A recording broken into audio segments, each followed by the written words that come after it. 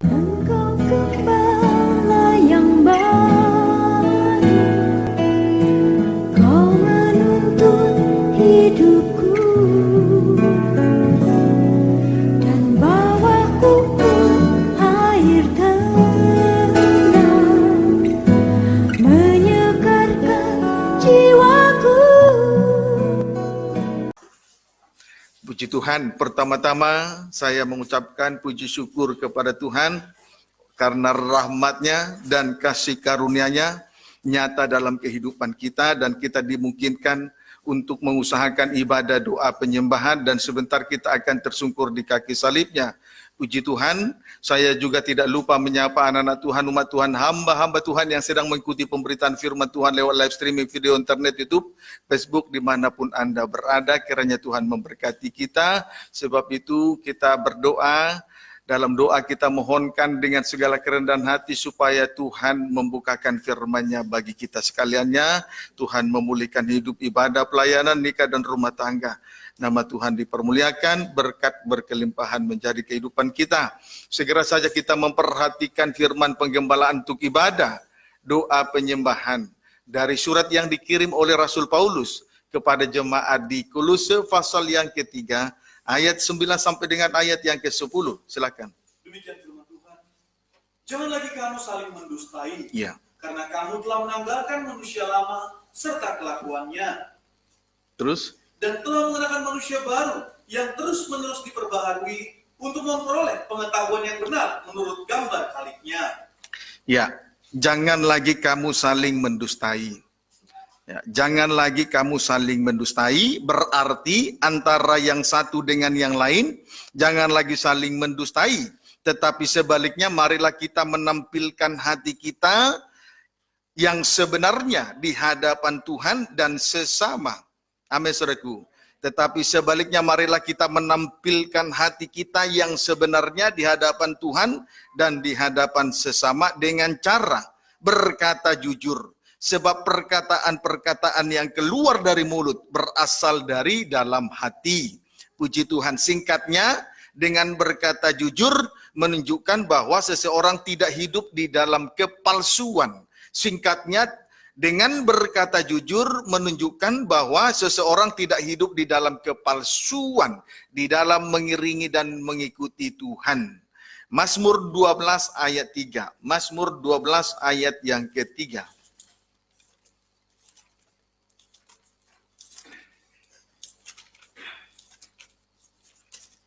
Silakan. Demikian firman Tuhan. Ya. Mereka berkata dusta, Ya. yang seorang kepada yang lain. Ya. Mereka berkata dengan bibir yang manis Ya. dan hati yang bercabang. Puji Tuhan. Yang dimaksud dengan berkata dusta ialah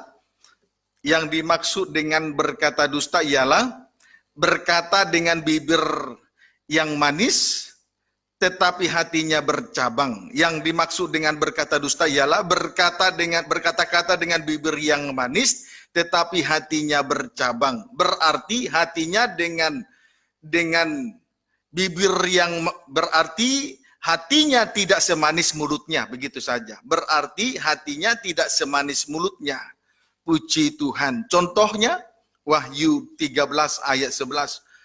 Contohnya Wahyu 13 ayat 11. Silakan.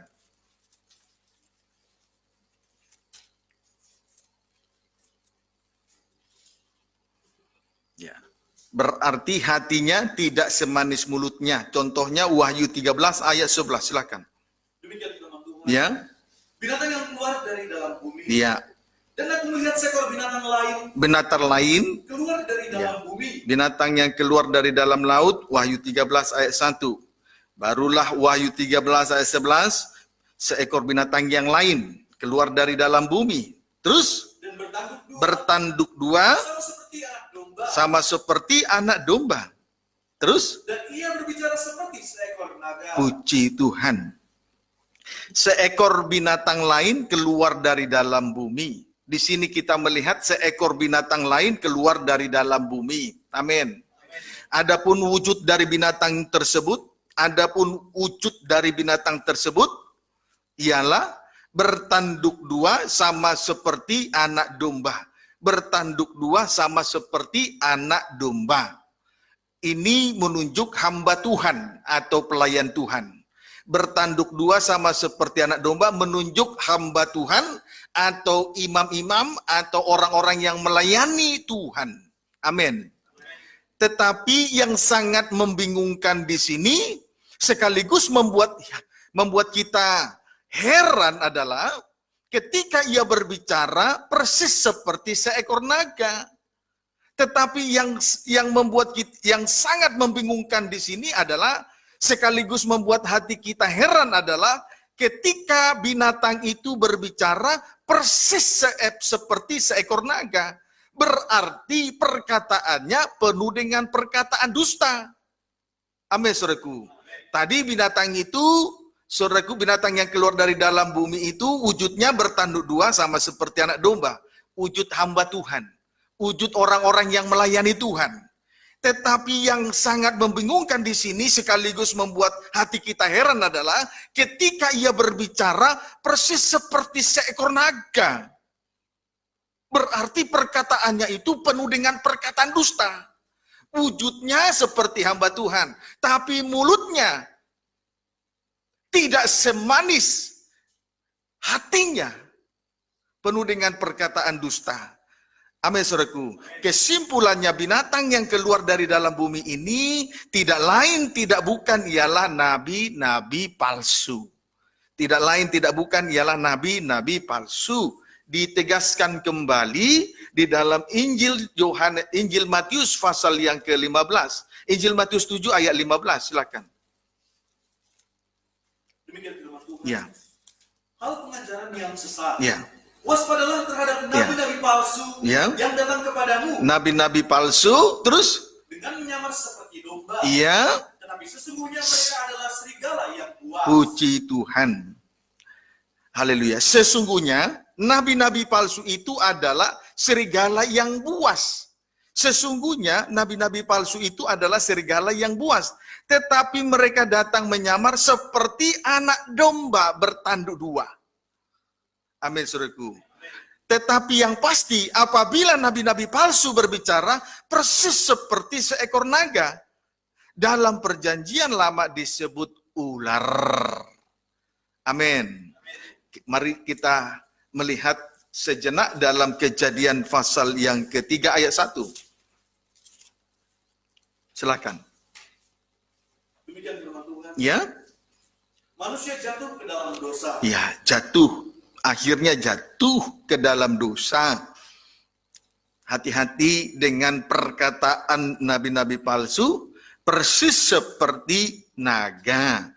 Akhirnya manusia jatuh dalam dosa. Puji Tuhan. Terus ayat 1.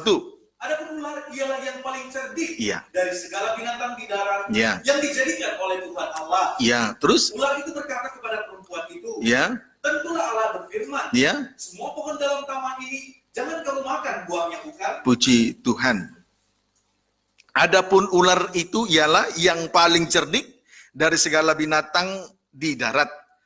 Ular adalah binatang yang paling cerdik dari segala binatang di darat. Cerdik tetapi tidak tulus sama dengan licik. Cerdik tapi tidak tulus sama dengan licik. Licik berarti perkataannya penuh dengan perkataan dusta. Kalau licik berarti perkataannya penuh dengan perkataan dusta. Amin. Sebagai bukti. Tadi sudah dibaca ya. Sebagai bukti. Ular itu berkata kepada Hawa, tentulah Allah berfirman, semua pohon dalam taman ini jangan kamu makan buahnya. Dalam hal ini ular itu telah berkata dusta dengan kelicikannya.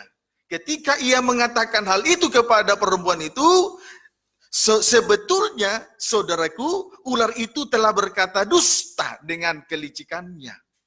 Puji Tuhan. Tetapi untuk mengetahui bahwa ular itu telah berkata dusta, kita akan bandingkan dengan Keluaran pasal 2 ayat 16. Lalu Tuhan Allah memberi perintah ini. Tadi Keluaran 3 ayat 1, ular itu berkata kepada perempuan itu, tentulah Allah berfirman, semua pohon dalam taman ini jangan kamu makan buahnya, bukan? Sebetulnya ini adalah perkataan dusta dengan segala kelicikan daripada ular itu. Nah, untuk membuktikannya, kita satu sisi kita harus ingat ayat ini, ayat Kejadian 3 ayat 1 sebagai perkataan ular yang memanipulasi firman Allah, tapi kita lihat juga perbandingannya supaya kita mengetahui bahwa perkataan ular ini adalah betul-betul perkataan dusta. Ayat Kejadian 2 ayat 16. Lalu Tuhan Allah memberi perintah ini kepada manusia. Nah, ini perintah Tuhan Allah kepada Adam. Adam artinya manusia. Terus Semua pohon dalam taman Ya, ini ya. boleh kau makan Iya. dengan bebas. boleh. Lihat, puji Tuhan. Tuhan Allah memberi perintah kepada manusia, semua pohon dalam taman ini boleh kau makan buahnya dengan bebas. Intinya, apa yang telah diperintahkan oleh Tuhan Allah kepada manusia dilarang oleh ular itu. Jadi sudah sangat jelas, perkataan ular itu kepada Hawa adalah perkataan dusta. Amin, saudaraku. Puji Tuhan. Perkataan ular itu kepada Hawa adalah perkataan dusta. Puji Tuhan. Selanjutnya, respon perempuan itu terhadap perkataan ular. Selanjutnya, respon perempuan itu terhadap perkataan ular. Kejadian 3 ayat 2. Perkataan ular, Kejadian 3 ayat 1. Sekarang respon perempuan itu terhadap perkataan ular. Kejadian 3 ayat 2. Demikian firman Tuhan. Ya. Lalu sahut perempuan itu kepada ular itu. Iya. Buah pohon-pohonan ini dalam taman ini Iya. boleh kami makan. Iya. Tetapi tentang buah pohon yang ada di tengah-tengah taman, Iya. Allah berfirman, jangan kamu makan ataupun meraba buah itu. Ayat 2 saja, ulangi. Lalu sahut perempuan Iya. itu kepada ular itu, Ya. buah pohon-pohonan dalam taman ini Iya. boleh kami makan. Puji Tuhan. Sahut perempuan itu kepada ular itu, buah pohon-pohonan dalam taman ini boleh kami makan. Buah pohon-pohonan dalam taman ini boleh kami makan. Di sini kita melihat perempuan itu menghilangkan atau mengurangkan kata bebas. Amin. Amin. Menghilangkan atau mengurangkan kata bebas pada ayat yang kedua. Puji Tuhan. Haleluya. Kita kembali lagi Kejadian pasal 2 ayat 16. Tadi perempuan itu berkata, buah pohon-pohonan dalam taman ini boleh kami makan. Titik, sampai di situ saja. Coba kita bandingkan lagi dengan Kejadian 2 ayat 16. Lalu Tuhan Allah memberi perintah ini Ya. kepada manusia. Perintah Tuhan Allah kepada manusia. Perhatikan titik 2. Semua pohon Ya. dalam Semua pohon dalam taman ini boleh kamu makan buahnya, tapi belum berhenti. Boleh kamu makan buahnya. Tadi perempuan itu berkata hanya sebatas di situ, boleh kamu makan buahnya. Tapi sebetulnya masih lanjut dengan bebas. Dengan bebas. Amin, saudaraku. Puji Tuhan. Haleluya. Puji Tuhan. Jadi sekali lagi saya tandaskan, perempuan itu telah mengurangkan kata bebas. Puji Tuhan. Menghilangkan, mengurangkan kata bebas. Respon berikutnya dari perempuan itu terhadap perkataan ular. Kejadian 3 ayat 3. Tetapi tentang buah pohon yang ada di tengah-tengah taman, Iya. Allah berfirman, jangan kamu makan ataupun meraba buah itu, Iya. nanti kamu mati. Iya. Tetapi tentang buah pohon yang ada di tengah-tengah taman, Allah berfirman, jangan kamu makan ataupun raba buah itu, nanti kamu mati. Sekarang kita bandingkan dengan Kejadian 2 ayat 17. Tadi jangan kamu raba buah itu, nanti kamu mati. Apakah itu benar? Maka segera saja kita bandingkan dengan Kejadian 2 ayat 17. Baca. Tetapi pohon pengetahuan tentang yang baik Iya. dan yang jahat itu, Iya. janganlah kau makan. Janganlah kamu makan buahnya, terus Sebab pada hari engkau memakannya, Iya. pastilah engkau mati. lihat perkataan ini, larangan Tuhan. Tetapi pohon pengetahuan, larangan Tuhan kepada Hawa, kepada Adam atau manusia, kepada Adam atau manusia, tetapi pohon pengetahuan tentang yang baik dan yang jahat itu, janganlah kau makan buahnya, sebab pada hari engkau memakannya, pastilah engkau mati. Di sini kita melihat perempuan itu menambahkan kata raba. Di sini kita melihat kata raba tidak ada. Dalam Kejadian 2 ayat 17, kata raba tidak ada. Berarti perempuan itu telah menambahkan kata raba. Di dalam Kejadian pasal 3 ayat 3. Amin, saudaraku. Menambahkan kata raba di dalam Kejadian pasal 3 ayat 3. Kesimpulannya, oleh karena kelicikan ular itu, Hawa telah mengurangkan atau menghilangkan kata bebas pada Kejadian pasal 3 ayat 2. Kemudian perempuan itu menambahkan kata raba pada Kejadian 3 ayat 3. Puji Tuhan. Haleluya. Kiranya dapat dipahami dengan baik. Jadi respon daripada perempuan itu terhadap perkataan ular dalam Kejadian pasal 3 ayat 1 adalah mengurangkan kata bebas pada Kejadian 3 ayat 2, kemudian menambahkan kata raba pada Kejadian pasal 3 ayat 3. Jadi di sini respon daripada perempuan itu justru tidak baik. Sebab ular itu berkata-kata dengan kelicikannya. Kelicikan dari ular ketika dia berkata-kata memancing. Sehingga membuat perempuan itu mengurangkan kata bebas dan menambahkan kata raba. Puji Tuhan. Hati-hati dalam berkata-kata. Jangan saling mendustai satu dengan yang lain. Jangan sampai perkataan itu mematik atau memancing orang lain untuk memberi suatu respon yang tidak baik, menambahkan dan mengurangkan. Ada kalanya perkataan itu seperti baik, terdengar, tapi sebetulnya sedang memancing orang lain untuk mengurangkan dan menambahkan suatu perkara di hadapan Tuhan dan sesama. Kiranya dapat dipahami dengan baik. So itu jangan saling mendustai antara yang satu dengan yang lain. Amin. Puji Tuhan. Puji Tuhan. Haleluya. Puji Tuhan. Haleluya. Jadi sebetulnya Kejadian 3, perkataan ular dalam Kejadian 3 ayat 1 itu pancingan. Tentulah Allah berfirman, semua pohon dalam taman ini jangan kamu makan buahnya, bukan? Pancingan.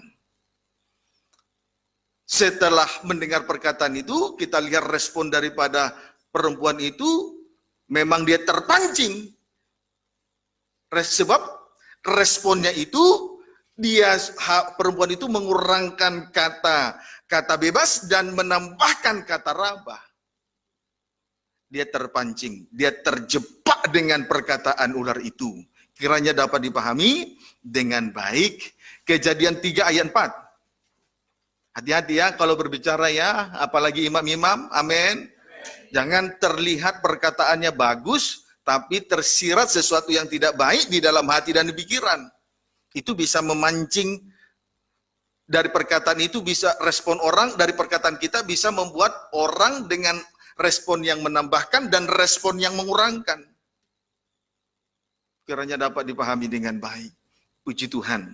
Sekarang keluar Kejadian 3 ayat 4, baca. Tetapi ular itu berkata kepada perempuan itu, Ya. sekali-kali kamu tidak akan mati. Puji Tuhan. Selanjutnya ular itu berkata kepada Hawa, sekali-kali kamu tidak akan mati.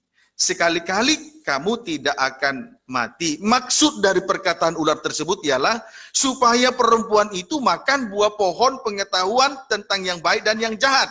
Dengan lain kata, supaya Hawa melanggar apa yang telah dilarang oleh Tuhan Allah.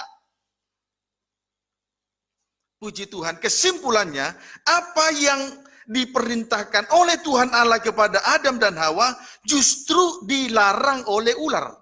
Sebaliknya, apa yang dilarang oleh Tuhan Allah justru diperintahkan oleh ular. Pendeknya iblis atau setan bertolak belakang dengan cara kerja Allah di dalam penyelamatan manusia. Bertolak belakang. Jadi iblis atau setan bertolak belakang dengan cara kerja Allah di dalam penyelamatan manusia. Puji Tuhan. Terkait dengan bertolak belakang ini, pada minggu yang lalu telah saya sampaikan, saudaraku, di mana Rasul Paulus membuka hati dengan lebar-lebar kepada sidang jemaat di Korintus. Korintus pasal yang kedua ayat 2 Korintus 6 ayat 11 dan seterusnya. Tapi sebaliknya, jemaat di Korintus menutup pintu hati mereka terhadap pemberitaan Injil. Dengan kesimpulannya, sebetulnya Tuhan bermaksud untuk menunjukkan kebaikan kepada jemaat di Korintus, tetapi sebaliknya, jemaat di Korintus menutup pintu hati terhadap pemberitaan Injil. Jadi, jemaat di Korintus ini bertolak belakang dengan cara kerja Allah di dalam rangka penyelamatan manusia. Kiranya dapat dipahami dengan baik. Kiranya hal itu masih jelas dalam ingatan kita masing-masing. Amin. Puji Tuhan. Jangan dilupakan begitu saja. Puji Tuhan. Jadi sekali lagi, saudaraku, iblis atau setan bertolak belakang dengan cara kerja Allah di dalam penyelamatan manusia. Yohanes 8 ayat 44. Injil Yohanes 8 ayat 44. Ini ayat yang sangat tidak asing, tapi selalu memberkati kita tentunya. Yohanes 8 ayat 44. Demikian firman Tuhan. Ya. Iblislah yang menjadi bapamu, Ya. dan kamu ingin melakukan keinginan-keinginan bapamu.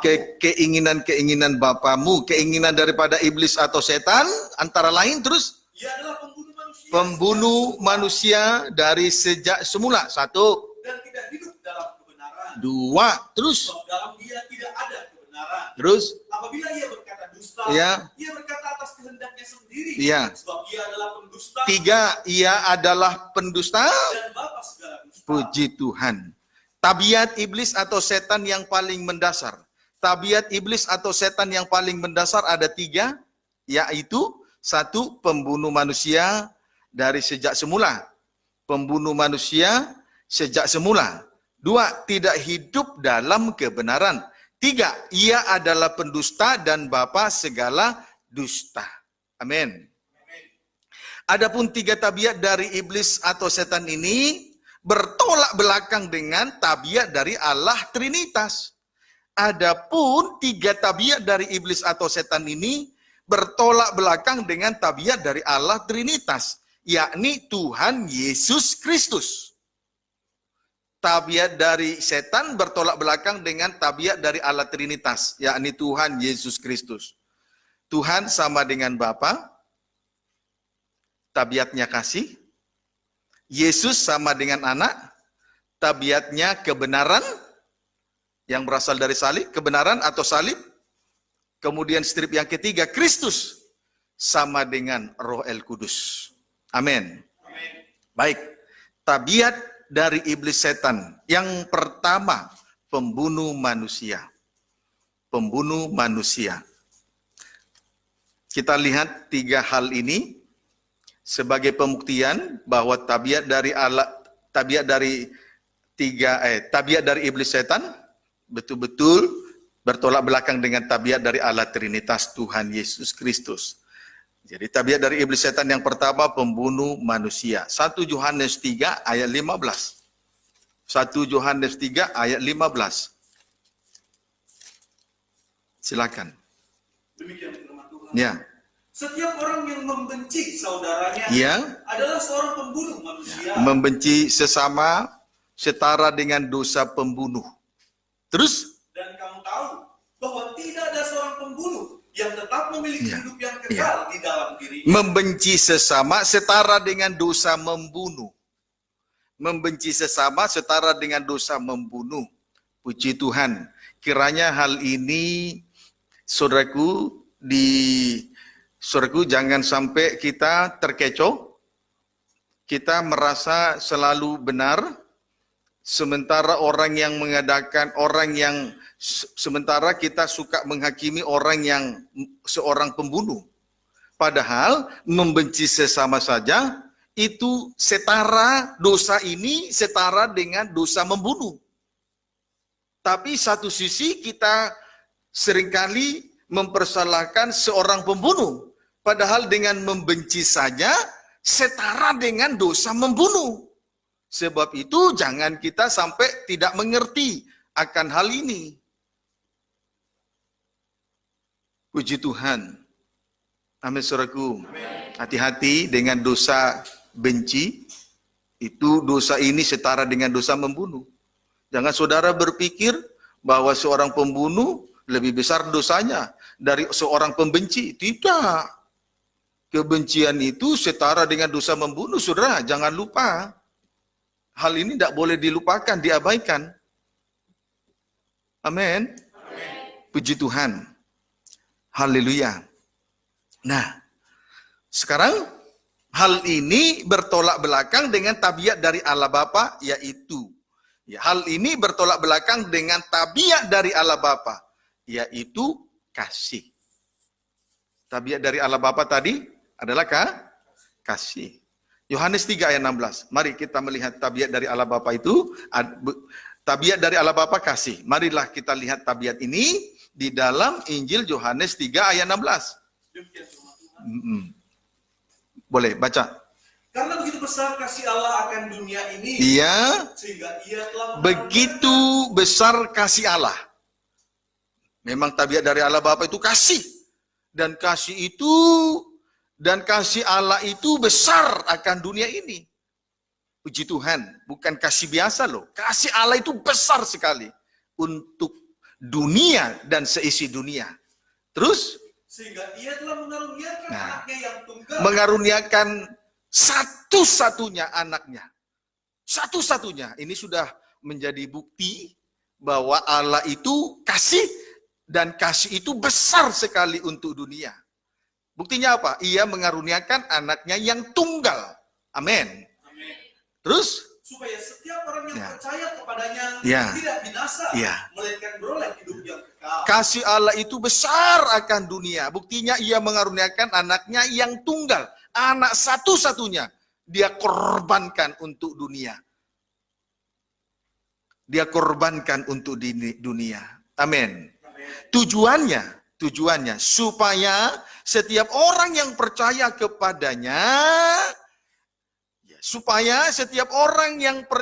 kepadanya, itulah anak tunggal yang dikorbankan itu beroleh hidup kekal atau tidak binasa. Kalau pendeknya percaya kepada korban Kristus, saudaraku beroleh hidup kekal, tidak binasa.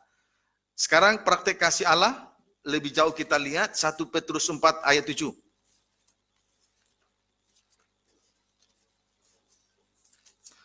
Praktek kasih Allah 1 Petrus 4, praktek kasih Allah _2, 1 Petrus 4 ayat 7. Demikian firman Tuhan. Ya. Hidup orang Ayat 8, 1 Petrus 4 ayat 8. tetapi yang terutama adalah saudara-saudara, perhatikan, yaitu kasihilah sungguh-sungguh seorang akan yang lain. Kasihilah sungguh-sungguh seorang akan yang lain, terus Sebab kasih menutupi banyak sekali dosa. Puji Tuhan. Yang terutama, kasihilah sungguh-sungguh. Bukan kasihilah setengah hati, tapi kasihilah sungguh-sungguh seorang akan yang lain. Nah, pertanyaannya, mengapa harus mengasihi sesama dengan sungguh-sungguh? Jawabnya, karena kasih menutupi banyak sekali dosa. Karena kasih itu menutupi banyak sekali dosa. Jadi dengan kasih kita bisa mengampuni orang lain, dengan kasih kita menutupi kesalahan orang lain, dengan kasih kita, saudaraku, menutupi segala kekurangan-kekurangan, kelemahan-kelemahan orang lain. Puji Tuhan. Sebab itu di dalam hal mengasihi ini harus dengan sungguh-sungguh, bukan pura-pura. Karena kasih itu betul-betul berkuasa menutupi dosa, mengampuni kesalahan, tidak melihat kekurangan pelanggaran orang lain, dan sebagainya. Puji Tuhan. Haleluya. Kolose 3 ayat 14.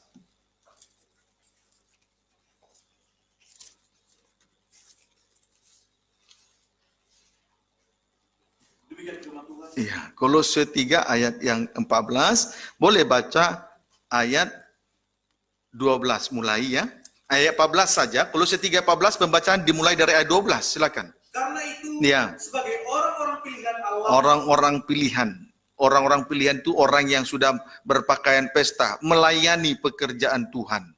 Terus yang dikuduskan dan dikasihinya, dikuduskan oleh darah salib, itulah berarti juga dikasihinya. Terus kenakanlah Ya. belas kasihan, sebab itu biarlah kita mengenakan pakaian, antara lain belas kasihan, kemurahan, pakaian kemurahan, kerendahan hati, pakaian kerendahan hati. Berarti kerendahan hati itu sudah harus menjadi pakaian kita di dalam melayani Tuhan. Terus kelemah lembutan, itu juga pakaian lemah lembut. Terus dan kesabaran. kesabaran ayat 13. Sabarlah kamu Ya. seorang terhadap yang lain, Ya, dan ampunilah seorang akan yang lain. ampuni seorang akan yang lain. Terus Apabila yang seorang menaruh dendam terhadap yang lain, ya, sama seperti Tuhan telah mengampuni kamu, Ya. kamu berbuat jugalah demikian. ayat 14. Dan Di atas semuanya itu kenakanlah kasih, kenakanlah kasih.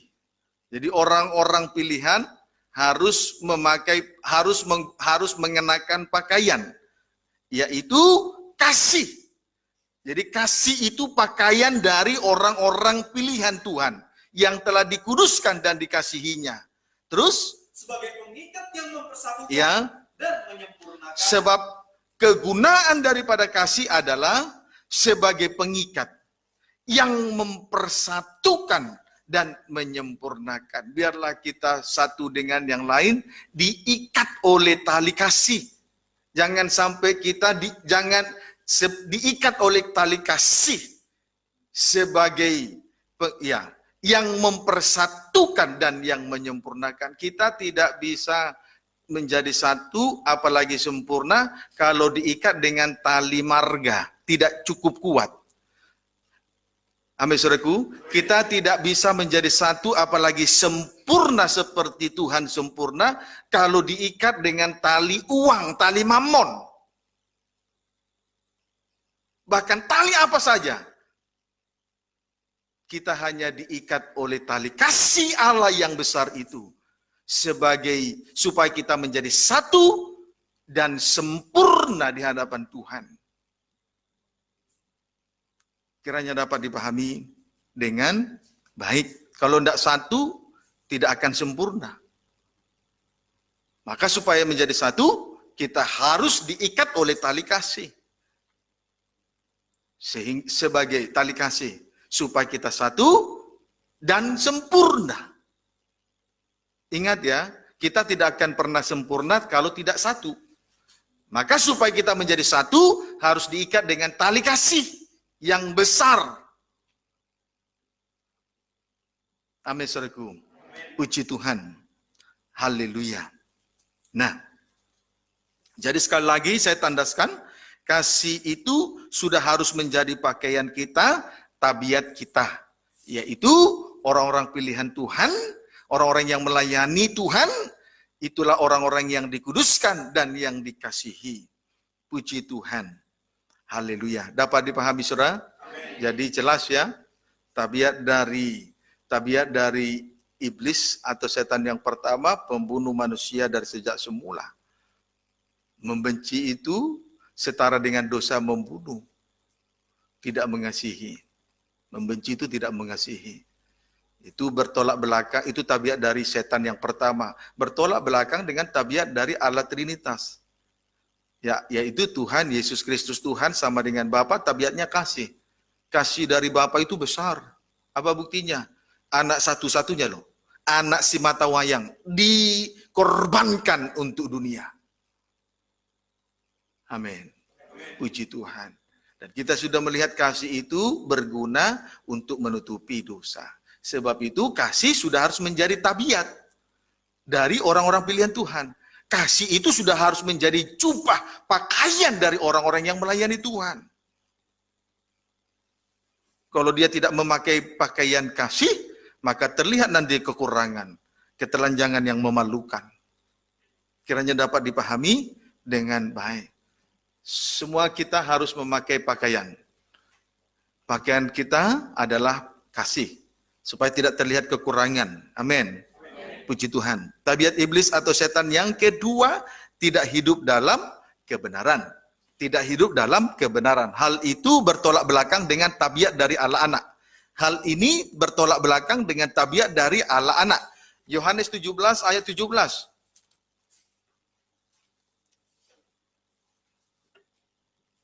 Boleh baca. Ayat 16 mulai. Demikian firman Tuhan. Yohanes 17 ayat 17, pembacaan dimulai dari ayat 16. Mereka bukan dari dunia, Mereka bukan dari dunia, sama seperti aku bukan dari dunia. bukan dari dunia berarti dari surga, dari Allah. Puji Tuhan. Ayat 17. Kuduskanlah mereka dalam kebenaran. Itu ada kaitannya dengan ayat 16, itu ada kaitannya dengan ayat 17. Kuduskanlah mereka dalam kebenaran. Firman-Mu adalah Ya. kebenaran. Jadi firman-Mu adalah kebenaran. Kesimpulan intinya di sini, intinya ayat 17 ini intinya firman-Mu atau firman Allah itu adalah kebenaran. Firman Allah itu adalah kebenaran. Haleluya. Yohanes 1 ayat 1.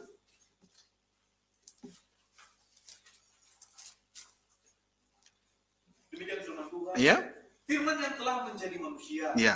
Pada mulanya adalah firman. Pada mulanya adalah firman. Firman itu bersama-sama dengan Allah. Dan kalimat kedua, firman itu bersama-sama dengan Allah. Terus Dan firman itu adalah Allah. pada kalimat yang ketiga, firman itu adalah Allah. Firman itu adalah Allah. Firman itu pada mulanya adalah firman. Kalimat kedua, firman itu bersama-sama dengan Allah. Kalimat ketiga, firman itu adalah Allah. Jadi di sini firman Allah itu masih dalam bentuk logos. Yohanes 1 ayat 1, firman Allah di dalam Yohanes 1 ayat 1 masih dalam bentuk logos. Artinya huruf-huruf yang pernah tertulis di dalam setiap lembaran-lembaran gulungan kitab juga yang pernah ditulis dalam dua lo batu. Masih dalam bentuk tulisan. Itulah huruf-huruf yang pernah tertulis di dalam lembaran gulungan kitab dan juga pernah ditulis dalam dua lo batu. Masih dalam bentuk huruf yang tertulis, itu logos. Puji Tuhan. Amin. Amin. Ayat 14. Firman itu telah menjadi manusia. Nah, firman menjadi manusia. Firman sudah menjadi daging. Terus, Dan diam di antara kita. iya, Dan kita telah melihat kemuliaannya. ya, Yaitu kemuliaan yang diberikan kepadanya. Sebagai anak tunggal Bapa. Ya. Penuh kasih karunia dan kebenaran. firman itu sudah menjadi manusia. Sama artinya firman menjadi daging. Kalau firman menjadi daging, berarti firman itu sudah menjadi sama dengan, berarti di sini sudah dalam bentuk rema. Sudah dalam bentuk rema. Firman itu sudah menjadi praktek dalam daging. Berarti rema. Amin, saudaraku. Berarti rema. Huruf-huruf yang tertulis di dalam lembaran gulungan kitab dan yang pernah tertulis dalam dua lo batu itu masih bentuk logos. Mati. Amin. Tetapi dalam ayat 11 firman itu sudah menjadi daging, sudah mendarah daging. Berarti firman dalam bentuk rema, sudah menjadi praktek hidup dalam sehari-hari. Puji Tuhan. Kiranya dapat dipahami dengan baik. Yohanes 8 ayat 38. Yohanes 8 ayat 38 dan 42. Yohanes 8 ayat 38 dan 42. Baca. Demikian firman Tuhan. Boleh baca 37. Keturunan Abraham yang tidak berasal dari Allah. Iya, terus? Aku tahu bahwa kamu adalah keturunan Abraham. Iya. Tetapi kamu berusaha membunuh aku. Karena firmanku tidak beroleh tempat di dalam kamu. Tidak ada praktek firman. Ayat 37, Yohanes 8 ayat 37, firman itu masih dalam bentuk logos, belum jadi praktek. Amin. Amin. Apa tandanya?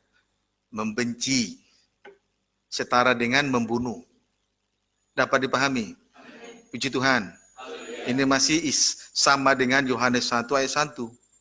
Jadi Yohanes 8 ayat 37 Sama dengan Yohanes 1 ayat 1. Mereka tahu firman orang Yahudi, tapi belum jadi praktek. Jadi huruf itu masih tertulis di dalam lembaran gulungan kitab dan 2 loh batu, masih bentuk logos, belum menjadi praktek. Tandanya apa? Suka membunuh, suka membenci. Membenci setara dengan dosa membunuh. Itu 37 ya. Boleh ditulis. Ayat 38. Apa yang kulihat pada Bapa, Apa yang kulihat dari Bapa, itulah yang kukatakan. itulah yang kukatakan. Ayat 42. Kata Yesus kepada mereka, Iya, jikalau Allah adalah Bapamu, iya, kamu akan mengasihi aku, iya. sebab aku keluar dan datang Iya. dari Allah. Yesus itu anak Allah. Berasal dari surga, dari Allah Bapa. Dia datang ke dunia ini karena kehendak Bapa, bukan kehendaknya. Terus? Dan aku datang bukan atas kehendakku sendiri, Iya. melainkan dialah yang Iya. mengutus aku. Puji Tuhan. Yesus adalah firman yang menjadi daging. Atau firman sudah menjadi praktek. Seperti apa yang dilihat dan seperti apa yang dia dengar dari Allah Bapa. Itu yang dia lakukan. Itulah firman menjadi daging. Sudah menjadi praktek. Bagaimana dia bisa menjadi praktek? Karena dia melakukan sesuai dengan apa yang dia dengar, dia melakukan sesuai dengan apa yang dia lihat dari Allah Bapa, itu yang dia lakukan. Amin. Itu firman menjadi daging, itu praktek firman supaya kita dibenarkan. Jangan sampai beda dengan orang Yahudi tadi. Firman itu mereka ketahui tetapi belum menjadi praktek firman. Sehingga banyak terjadi dosa, berusaha membunuh Yesus. Beda, berbanding terbalik ketika firman itu sudah menjadi daging, firman itu sudah menjadi praktek, dibenarkan, menjadi hidup di dalam kebenaran karena sudah menjadi praktek firman. Sebagaimana Yesus melakukan sesuai dengan apa yang dia dengar dari Allah Bapa dan melakukan sesuai dengan apa yang dia lihat, sudah menjadi praktik firman. Amin. Puji Tuhan, sudah menjadi praktik firman. Kiranya dapat dipahami dengan baik. Amin, Saudara. Haleluya. Jadi itulah yang disebut hidup dalam kebenaran. Kalau mengerti firman tapi tidak praktek firman, saudaraku, itu bukan hidup di dalam kebenaran. Kenapa Yesus melakukan kehendak Allah Bapa? Ia harus menanggung penderitaan yang tidak harus ia tanggung di atas kayu salib. Ia melakukan itu bukan karena kehendaknya. Ia melakukan itu sesuai dengan apa yang dia dengar dari Allah Bapa dan sesuai dengan apa yang dia lihat dari Bapa. Itu yang dia lakukan. Itulah kebenaran. Kiranya dapat dipahami dengan baik. Kalau melakukan atas kehendak sendiri, itu bukan kebenaran. Biar kita berjuang, biar kita banyak berkorban, kalau melakukan atas dasar kehendak sendiri, itu bukan kebenaran. Tapi kebenaran adalah melakukan kehendak Allah Bapa, yaitu melakukan sesuai dengan apa yang dilihat dan yang didengar oleh anak. Itu yang dia lakukan. Itulah kebenaran. Jadi yang masih terlanjur-lanjur melakukan sesuatu perkara atas dasar keinginannya, saudaraku, jangan lagi lanjutkan itu. Itu bukan kebenaran. Dalam Yohanes 17 ayat 17, Yesus dengan tandas berkata, kuduskanlah mereka dengan firman-Mu. Firman-Mu adalah kebenaran. Puji Tuhan. Haleluya. Jangan lagi terlanjur-lanjur melakukan sesuatu atas kehendak sendiri, itu bukan kebenaran. Amin. Puji Tuhan. Biar banyak berkorban, biar banyak bekerja, tapi kalau itu kita lakukan atas kehendak sendiri, itu bukan kebenaran. Tapi anak melakukan sesuai dengan kehendak Bapa. Karena dia melihat, dia mendengar apa yang dia melihat, dia mendengar Bapa, itu yang dia lakukan di bumi ini. Itu kebenaran. saya tidak mengecilkan imam-imam yang melayani pekerjaan Tuhan dengan segala jerih-lelah, tidak mengecilkan, saya hargai. Tapi kalau saudara berjerih-lelah atas dasar keinginan sendiri, itu bukan kebenaran, jangan lanjutkan. Biar kita melakukan segala sesuatu sesudah kita melihat dan mendengar. Puji Tuhan. Amin. Haleluya. Jangan kita bodoh, dan oleh karena kebodohan itu kita jadi rugi. Kenapa? Karena kalau kita melakukan perkara yang besar atas kehendak sendiri, itu bukan kebenaran. Itu kan perbuatan bodoh yang merugikan seseorang. Dapat dipahami, saudara? Puji Tuhan. Haleluya. Nah, saudara, semoga apa yang kita terima pada saat ini betul-betul menjadi daging, rema, praktek firman. Firman menjadi daging, menjadi rema dalam setiap kehidupan kita masing-masing. Haleluya. Yohanes 8 ayat 37. Yohanes 18 ayat 37. Demikian firman Tuhan. Ya. Yesus di hadapan Pilatus. Ya. Maka kata Pilatus kepadanya, Ya. jadi engkau adalah raja? Engkau adalah raja? Terus? Jawab Yesus, Ya. engkau mengatakan bahwa Ya. aku adalah raja. Engkau mengatakan bahwa aku adalah raja. Terus? Untuk itulah aku Iya, lahir. untuk itulah aku lahir. Dia diutus ke dunia ini sebagai raja. Untuk itulah ia lahir. Terus? Dan untuk itulah aku datang ke dalam dunia ini. Iya. Supaya aku memberi kesaksian tentang kebenaran. Iya. Setiap orang yang berasal dari kebenaran Iya. mendengarkan suaraku. Puji Tuhan. Yesus adalah raja. Untuk itulah dia lahir dan datang ke dunia ini. Supaya ia memberi kesaksian tentang kebenaran itu. Dia harus melakukan apa yang dia dengar dan apa yang dilihat dari Bapa. Supaya memberi kesaksian tentang kebenaran itu. Supaya ia memberi kesaksian tentang kebenaran itu. Amin, saudara. Yohanes 27 ayat 37. Lihatlah. Yohanes 20, Injil Matius 27 maksud saya. Ini persamaannya di sini kita temukan. Injil Matius 27 ayat 37. Demikian firman Tuhan. Iya, baca boleh ayat 36. Yesus disalibkan. Iya. Lalu mereka duduk di situ menjaga dia. Iya. Dan di atas kepalanya Iya. terpasang tulisan Iya. yang menyebut alasan mengapa ia dihukum. Mengapa ia disalibkan? Terus Inilah Yesus, Iya. raja orang Yahudi. karena dia raja orang Yahudi. Puji Tuhan. Di atas kepala Yesus, di atas kayu salib tertulis INRI. Artinya, inilah Yesus raja orang Yahudi. Dan oleh karena itulah ia disalibkan. Tadi di dalam Injil Yohanes pasal 18 ayat 37, Yesus sendiri berkata, Aku lahir dan datang ke dunia ini untuk menjadi raja. Dan sebagai raja, dia akan memberi kesaksian tentang kebenaran itu. Maka sudah terlihat kesaksian tentang kebenaran itu. Di mana Yesus sebagai raja, dan oleh karena itulah dia disalibkan. Dan ketika Yesus disalibkan, itulah kebenaran yang disaksikan kepada dunia. Jadi dia melakukan itu atas dasar apa yang dia lihat, dia dengar dari Bapa. Amin. Puji Tuhan. Haleluya.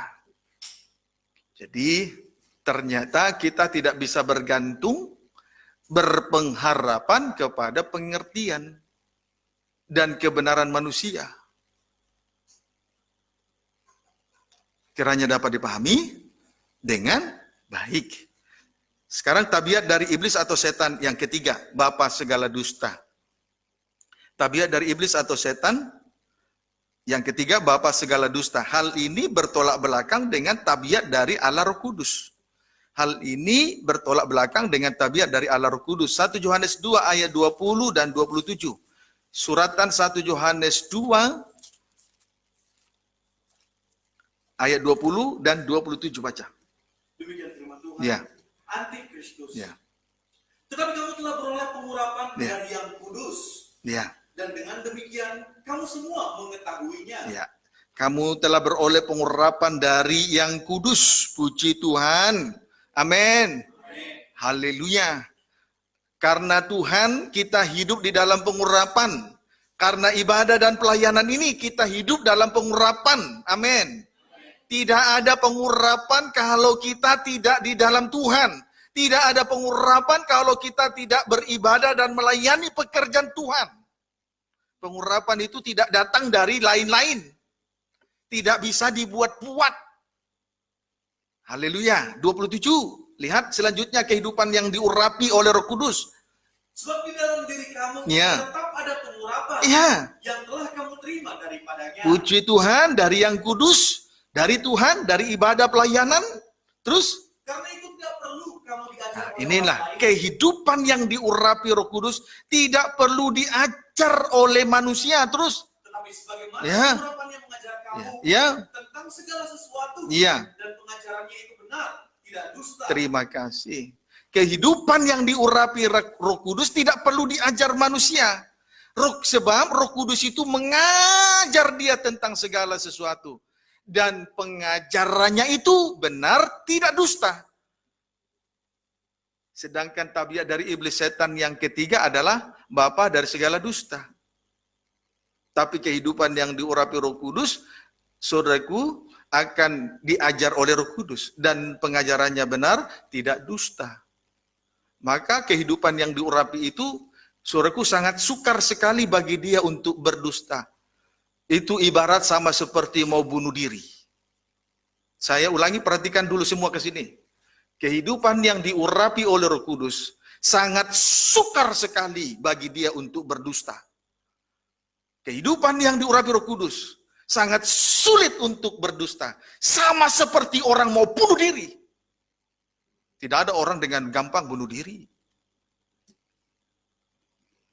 Kehidupan yang diurapi itu sangat sukar untuk berdusta. Puji Tuhan. Orang yang diurapi itu sukar berdusta, sama seperti orang mau bunuh diri, sukar sekali. Kalau orang mau berdusta, kalau kehidupan yang diurapi berdusta, berarti sama saja dia bunuh diri. Kiranya dapat dipahami dengan baik. Amin.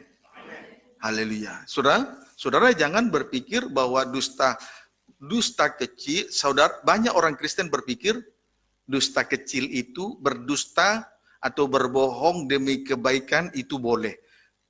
Tidak ada berbohong demi kebaikan. Bohong, kebaikan, dusta, kebaikan itu bertolak belakang. Dusta kecil, dusta besar, sama-sama dosa dusta. Jadi jangan dipelihara dosa dusta. Dan jangan anggap enteng dengan dusta kecil. Dusta ini sangat bermanfaat sekali loh bagi orang-orang yang suka berdusta. Dusta itu dosa terakhir. Mengapa saya katakan dosa terakhir? Karena dusta bisa digunakan atau dimanfaatkan sebagai alat kemas, membungkus semua dosa. Itu kemasan yang paling efektif untuk membungkus dosa adalah dusta. Maka jangan anggap enteng kata dusta, soal dosa dusta. Amin, saudaraku. Puji Tuhan.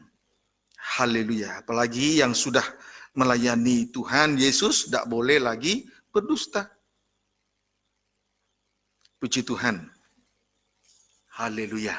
Nah, Amsal 30 ayat 24 sampai 28.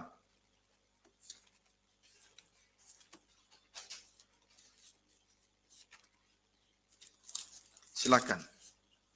Amsal 30 ayat 24 sampai 28. Silakan. Demikian firman Tuhan. Iya. Ada 4 binatang yang terkecil di bumi. Ada 4 binatang yang terkecil di bumi. tetapi yang sangat cekatan. Biar kita hina, tidak dianggap orang, dikecilkan orang, tidak apa-apa asal kita cekatan melayani pekerjaan Tuhan. Amin. Biar kita hina, dikecilkan orang, tidak apa-apa. Yang penting cekatan melayani pekerjaan Tuhan itu nomor 1. Sebab itu hal cekatan ini, hal yang kecil dan cekatan ini perlu dituliskan oleh Amsal Sulaiman, oleh Raja Salomo sebagai seorang yang penuh hikmat. Bagi dia itu sangat penting sekali. Dianggap kecil oleh orang dunia, tapi cekatan dalam melayani pekerjaan Tuhan tentu sesuai karunia-karunia dan jabatan-jabatan Roh Kudus yang dipercayakan oleh Tuhan. Amin. Mari kita lihat 4 binatang yang kecil itu, antara lain Semut, bangsa yang tidak kuat. Nah, semut itu kenapa disebut kecil? Karena dia tidak kuat. Sebetulnya masih ada yang lebih kecil dari semut. Tuma, bakteri, dan lain sebagainya. Amin. Amin. Terus, Tetapi yang menyediakan makanannya di musim panas. nah ini letak cekatannya, menyediakan makanan musim panas. Selagi ada kemurahan kasih Allah. Musim panas. Terus, pelanduk. Bangsa yang lemah. Pelanduk itu lebih besar dari kucing, lebih besar dari tikus. Tapi disebut binatang yang kecil karena dia lemah. Terus, Tetapi yang membuat rumahnya di bukit batu. ya, letak dia cekatan, mendirikan rumah di atas batu penjuru. Korban Kristus. Binatang ketiga, yang kecil, Belalang yang tidak mempunyai raja. belalang. Sebetulnya bukan binatang yang terkecil, tapi disebut binatang terkecil karena dia tidak mempunyai raja. Lemah. Tidak mempunyai raja. Letak cekatannya. Namun semuanya berbaris dengan teratur. Berbaris dengan teratur. Cekatan. 28. Cicak juga bukan binatang yang paling kecil, tapi karena dia gampang ditangkap dengan tangan disebutlah binatang yang terkecil. Terus di mana letak cekatannya? Terus Tetapi yang juga ada di istana raja-raja. ada di istana raja-raja, cekatan. Lemah tapi ada di istana kerajaan kan cekatan. Biar kita suatu kali nanti kelak berada di dalam kerajaan Allah, berada dalam kemuliaan Allah. Amin. Karena kita cekatan di dalam melayani pekerjaan Tuhan. Nanti kan ujung-ujungnya ke situ, saudara. Berada di dalam kemuliaan, di dalam kerajaan Allah, di dalam kemuliaan Allah selama-lamanya. Itu endingnya. Dengan lain kata menjadi mempelai wanita Tuhan. Bersanding kelak dengan mempelai pria surga. Tetapi kita harus fokus soal kehidupan, tentang kehidupan yang diurapi. Saudara tulis saja, ada 4 binatang yang terkecil di bumi tetapi sangat cekatan, yaitu 1 semut, 2 pelanduk, 3 belalang, 4 cicak. 1 dari 4 binatang terkecil tersebut ialah belalang. 1 dari 4 binatang terkecil tersebut ialah belalang. Tidak mempunyai raja, tidak mempunyai pemimpin, namun semuanya berbaris dengan teratur. Menunjukkan inilah gambaran dari kehidupan yang diurapi. Tidak perlu ada raja, tidak perlu ada pemimpin, tidak perlu manusia mengajar. Tetapi dia, roh Tuhan itu mengajar dia tentang segala sesuatu. Dan ajarannya itu benar, tidak dusta. Sampai membuat berbaris teratur. Amin, saudaraku. Tidak ada pemimpin, tidak ada raja. Tapi roh Tuhan yang memimpin sehingga berbaris teratur. Teratur berbaris. Kalau saudaraku, kalau berbaris dengan teratur, maka terlihat rapi. Terlihat rapi, tersusun dengan rapi. Puji Tuhan, perkataannya tersusun dengan rapi. setiap gerakan, sholat tingkah, tindakan-tindakannya terlihat dengan rapi. Puji Tuhan. Haleluya. Semuanya teratur. Berbaris dengan teratur. Saudara, inilah kerinduan dari seorang pemimpin. Kalau semua teratur, berbaris dengan teratur, seorang pemimpin sangat bahagia tentunya. Di sini salah satu letak kebahagiaan seorang pemimpin. Jadi Roh Kudus juga berbahagia. Roh Kudus itu berbahagia kalau kita berbaris dengan teratur. Saat ini Roh Kudus itu luar biasa berbahagia atas kehidupan kita. Karena mau melayani Tuhan dengan rapi tersusun.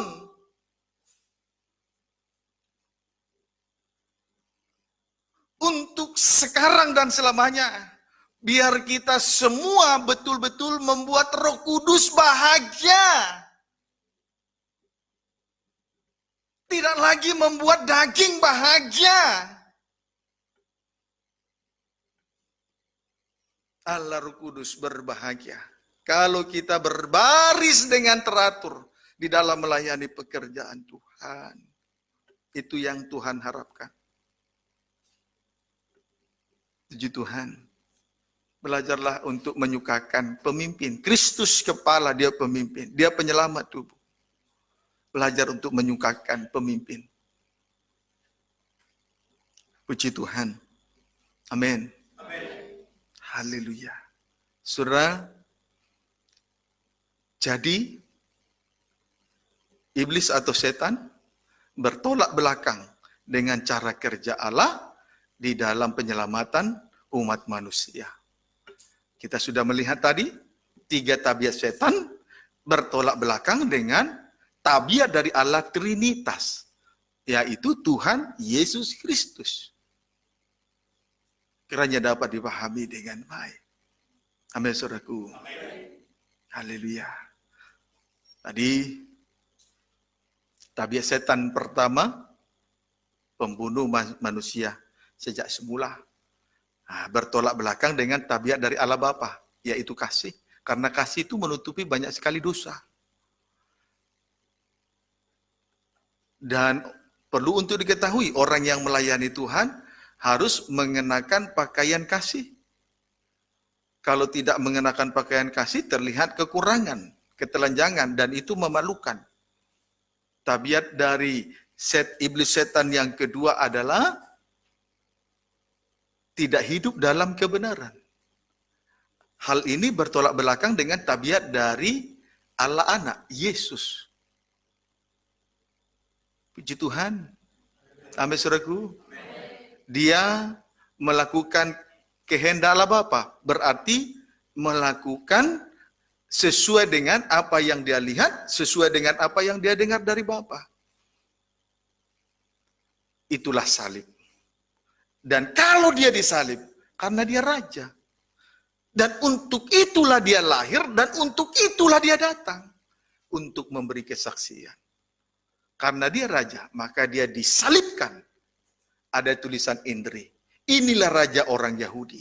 Dan oleh karena itulah dia disalibkan. Dan untuk itu dia lahir, untuk itulah dia datang. Untuk memberi kesaksian tentang kebenaran. Itu kebenaran. Jadi kalau kita datang melayani atas dasar kehendak sendiri, itu bukan kebenaran. Dan sangat disayangkan sekali pekerjaan yang banyak, pengorbanan yang banyak dikerjakan atas kehendak sendiri. Itu perbuatan bodoh yang sia-sia, tidak ada artinya. Supaya kita boleh makin dewasa. Amen.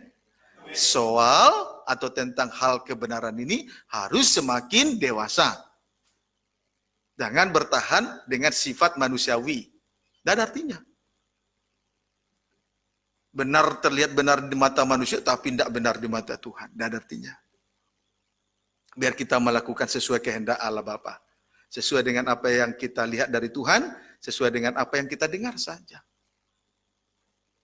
Barulah yang ketiga, saudaraku, tabiat dari Allah, tabiat dari iblis atau setan yang ketiga adalah bapa segala dusta, bapa pendusta. Hal ini bertolak belakang dengan tabiat dari Allah Roh Kudus. Allah Trinitas yang ketiga itu Allah Roh Kudus. Allah yang ketiga, Allah Trinitas yang ketiga itu Allah Roh Kudus. Itu ajarannya benar, tidak dusta. Dan kita sudah lihat belalang berbaris dengan teratur, walaupun tidak ada raja, tidak ada pemimpin. Tapi karena hidup dalam pengurapan, berbaris dengan teratur. Sehingga belalang-belalang inilah tentara-tentara Tuhan, menyukakan Allah Roh Kudus. Inilah yang dirindu-rindukan seorang pemimpin. Puji Tuhan. Tuhan Yesus memberkati kita, biar kita berbaris dengan teratur, datang di kaki salib Tuhan, sujud menyembah Allah yang hidup, Allah Abraham, Allah Israel. Amin.